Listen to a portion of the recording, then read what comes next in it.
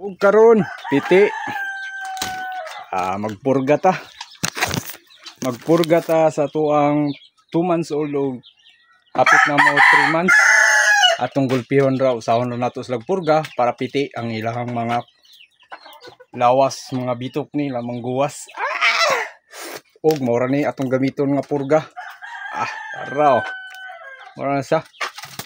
Levamisol baka naman imported og quality og mao na siya permanente na akong gamiton inig magpurga ko. Basig ganahan mo diha. Baka naman Levamisol.